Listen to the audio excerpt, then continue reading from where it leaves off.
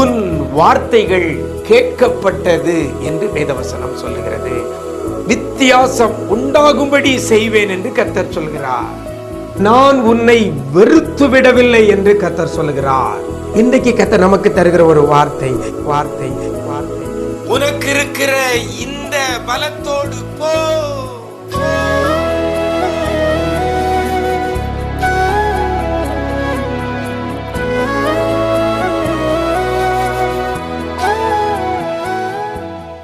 கிறிஸ்துவில் பிரியமானவர்களே, ஆண்டவரும் இரட்சகருமாகிய இயேசு கிறிஸ்துவின் ஈடு இணையற்ற நாமத்தில் உங்களுக்கு அன்பின் வாழ்த்துக்களை தெரிவிக்கிறேன். நல்லா இருக்கிறீங்களா? எல்லாரும் ஆண்டவர் கிருபையில நலமுடன் இருப்பீர்கள் என்று கர்த்தருக்குள் நம்புகிறேன். அநேகருக்கு இந்த விசேஷித்த வார்த்தை, வேதத்தில் உள்ள ஒவ்வொரு வசனமும் ஒவ்வொரு நாளும் உங்களை ஆறுதல் படுத்துகிறதை நினைத்து, உங்களை தைரியப்படுத்துகிறதை நினைத்து மனதார ஆண்டவரை துதிக்கிறேன். நீங்கள் மாத்திரமல்ல, இந்த விசேஷித்த வார்த்தையை உடைய நண்பர்களுக்கும் உறவினர்களுக்கும், இதை நீங்கள் யூடியூப்பில் இருக்குது, நீங்கள் ஃபார்வர்ட் பண்ணி கொடுங்க. அவங்க எந்த தேசத்தில் இருந்தாலும் சரி, அவர்களும் ஒவ்வொரு நாளும் இந்த வார்த்தையை கேட்டு கர்த்தருக்குள்ள பலப்பட, மனதளவில் ஒரு தைரியத்தை பெற்றுக்கொள்ள அது ஏதுவாக இருக்கும். சரியா? மறந்துடாதங்க, யூடியூப்பில் இருக்குது, அதை உங்களுக்கு தெரிந்தவர்களுக்கு ஃபார்வர்ட் பண்ணி கொடுங்க.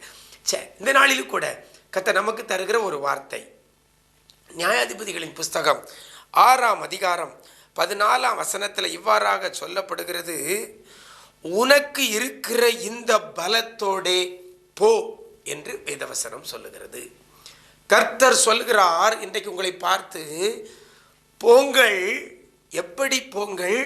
உங்களுக்கு இருக்கிற இந்த பலத்தோட போங்கள். எனக்கு அருமையான தேவஜனமே, இன்னைக்கு நிறைய காரியத்தில் என்ன செய்ய, யாது செய்ய, போகவா வேண்டாமா, செய்யவா வேண்டாமா, அப்படி பல முடிவெடுக்க முடியாத சூழ்நிலையில் இருக்கிறோம். எந்த ஒரு காரியத்தை எடுத்துக்கிட்டாலும் சரி, முடிவெடுக்கிறதுல நம்ம ரொம்ப யோசித்து முடிவெடுக்க முடியாமல் திணறி கொண்டு இருக்கலாம். இந்த நாளில் கூட ஏதோ ஒரு காரியத்துக்காக பிரயாசப்பட வேண்டும், அல்லது செல்ல வேண்டும், அல்லது முயற்சி செய்ய வேண்டும் என்று சொல்லி முடிவெடுத்திருக்கிற தேவ பிள்ளையே, முடிவெடுக்க முடியாதபடி திணறி கொண்டிருக்கிறீங்களா? நாளில் கூட கர்த்தரை பார்த்து சொல்லுகிறார், உனக்கு இருக்கிற இந்த பலத்தோடு போ. எனக்கு அருமையான தேவஜனமே, கர்த்தர் சொல்லுகிறார், உங்களுக்கு இருக்கிற பலத்தோட போங்கள். அது கொஞ்சம் பலமாக இருந்தாலும் சரி, நிறைய பலமாக இருந்தாலும் சரி, எது உங்களுக்கு இருக்குதோ, எந்த பலன் உங்களுக்குள்ள இருக்கிறதோ, எந்த பலம் உங்களுக்கு இருக்கிறதோ, அந்த பலத்தோடு போங்க என்று கர்த்தர் சொல்கிறார். ஏன்னா, நீ உனக்கு இருக்கிற பலத்தோடு நீ போ. ஒரு யுத்தத்துக்கு போனாலும் சரி, அல்லது ஒரு காரியத்தை நிறைவேற்ற போனாலும் சரி, உங்களுக்கு இருக்கிற பலத்தோடு நீங்கள் போங்க. ஏன் என்று சொன்னால், வசனம் சொல்கிறது, பின்னால் அந்த வார்த்தையில் சொல்லப்படுகிறது, உன்னை அனுப்புகிறவர் நான் அல்லவா அப்படின்னு கர்த்தர் சொல்கிறார். கர்த்தர் தான் உங்களை அனுப்ப போகிறாரு. கர்த்தர் உங்களை அனுப்பும் பொழுது, உங்களை அனுப்பிட்டு அவர் சும்மா இருக்கிற தேவன் அல்ல. உங்களை முன்னால் தள்ளி விட்டுட்டு அவர் ஒதுங்குகிற தேவன் அல்ல. உங்களுக்கு இருக்கிற பலத்தோடு நீங்கள் போங்கள். காரணம், உங்களை அனுப்புகிறது உங்கள் தேவனாகிய கர்த்தர். அவர் உங்களோடு கூட வருகிறவர். அவர் உங்களோடு கூட வருகிறவர். அவர் கூட வரும் பொழுது நமக்கு கொஞ்சம் பலன் இருந்தாலும் சரி, பலனே இல்லாமல் இருந்தாலும் சரி, இருக்கிற அப்படியே கரண்ட்டாக என்ன இருக்கோ அதோடு அப்படியே நம்ம போனால் கூட நம்ம கூட வருகிறவர் கர்த்தர். ஏன்னா அவர் தான் நம்மை அனுப்புகிறார். அவர் அனுப்பிட்டு அவர் நம்மோடு கூட வருகிற ஆண்டவர். அவர் கூட வரும் பொழுது நமக்கு விரோதமாக யாரும் நிற்க முடியாது. கர்த்தர் நம் பட்சத்தில் இருக்கும் பொழுது நமக்கு விரோதமாய் நிற்பவன் யார் அப்படின்னா, கர்த்தர் உங்க கூட இருக்கும் பொழுது நீங்கள் எந்த காரியத்தையும் நீங்கள் மேற்கொள்ளலாம், எந்த காரியத்தையும் நிறைவேற்றி முடிக்கலாம், எல்லாவற்றிலும் ஜெயத்தை பெற்றுக்கொள்ளலாம்.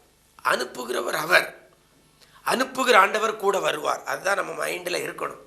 என்னை அனுப்புகிறவர் அவர். எனக்கு இருக்க பலத்தோடு போகிறேன். என்னை அனுப்புகிறவர் அவர். என்னை அவர் அனுப்புவாரையானால் அவர் என் கூட தான் வருவார், என் கூட இருப்பார்.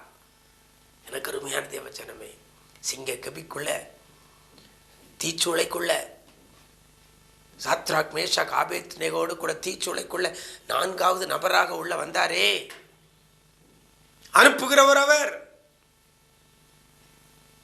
தூதனை அனுப்பி சிங்கங்களின் வாய்களை கட்டி போடுவார். அவர் அனுப்புகிறார், அவர் கூட இருப்பார். எனக்கு அருமையான தேவஜனமே, உடைய வாழ்க்கையில் உங்கள்கிட்ட என்ன பலன் இருக்கிறதோ, என்ன சோர்ஸ் இருக்குதோ, அதை வச்சுட்டு நீங்கள் காரியத்தை செய்ய ஆரம்பிங்க. உங்களை அனுப்புகிறது கர்த்தர். அவர் உங்களோடு கூட இருப்பார். அவர் உங்களோட கூட இருக்கும்போது முடிவு ஜெயமாக முடியும், முடிவு சம்பூரணமாய் முடியும். எனக்கு அவ்வளோ பலன் தந்தால் தான் நான் போவேன் அப்படின்னு சொல்லிட்டு இருக்காதாங்க, அல்லது எனக்கு இவ்வளோ தந்தா தான் நான் போவேன் அப்படின்னு சொல்லிட்டு இருக்காதாங்க. வசனம் சொல்லுகிறது, உனக்கு இருக்கிற பலத்தோடு போ.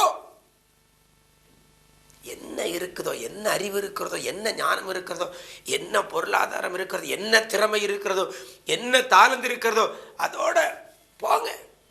உங்களை அனுப்புகிறது கர்த்தர். இருக்கிறத வச்சு ஒரு வீடு கட்டணுமா, இருக்கிறத வச்சு வேலையை ஆரம்பிங்க. கர்த்தர் உங்களை அனுப்புகிறார். அந்த வீட்டை கட்டி முடிக்க முடியும். எனக்கு முழு அமௌண்ட்டு கைக்கு வந்தவரை தான் வீடை கட்டுவேன். இருக்கிற பலத்தோடு போ. இந்த வார்த்தை உங்களுக்கு என்ன எடுத்து கொடுக்காது, என்ன பார்த்தா சொல்லியிருக்கிறார்.